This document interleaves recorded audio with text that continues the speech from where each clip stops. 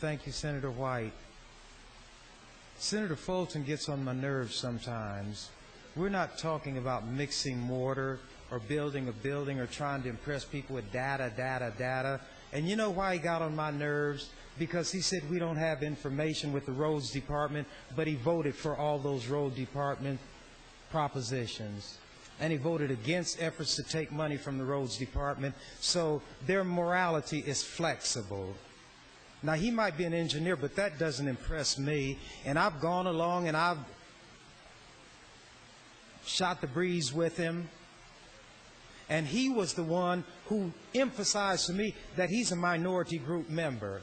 He brought it up. I didn't. He brought it up. He said there are 3 minority group members. He brought it up. You know what my minority status has taught me? To be compassionate to other people because of what we've suffered. I don't want to see other people suffer. And I'm not going to join the side of the oppressor and be more oppressive than they are. And try to show that, well, really, I'm not a minority. I'm not like those people. I'm half white. And I don't care about these old people. Get your waiver. You hungry? And then I think, I don't know if it was Senator Carlson, because I was talking, somebody said something about the churches doing it. You all pray every morning and y'all go to church. God's telling y'all this is the time for you to come to the plate. This is the time for you to stand up and practice what you preach. We're talking about people who have needs right now. Young rich man came to Jesus impressed with himself. Maybe he was an engineer.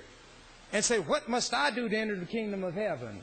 And Jesus could see through these hypocrites and these phonies. He said simply to him, sell everything you got and follow me. But he told him, the birds of the air have a nest. The foxes have their holes. The Son of Man doesn't have a place to lay his head. Sell everything you got and follow me. And the young man went away very sad, for he had great possessions. So they can talk all of this stuff, and some of them even get up there and pray. For what? What is the purpose of all of that if when in the presence of people who need help and we're the stewards, we're not going to give that help? And going to talk some nonsense about data, data, data. You know the data that I'm interested in, and I call it data. I'm interested in the fact that these are not numbers, these are people. And these are people who have needs.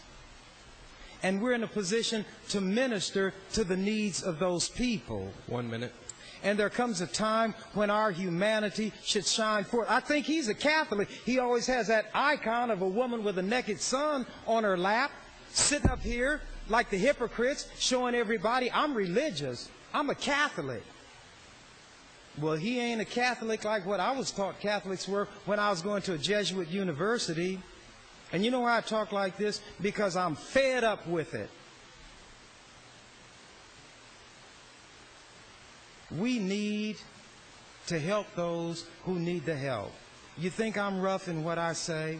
Maybe Jesus wouldn't have been crucified if he hadn't called people sons of vipers, liars, of their father, the devil, who was a liar in the beginning. Maybe if Jesus was nice and talked about data, data, data, and didn't embarrass the priests, the rabbis, the doctors of law, and the lawyers, maybe he wouldn't have been crucified. There comes a time when nice words are not going to cut it. Thank you, Mr. President. Thank you, sir.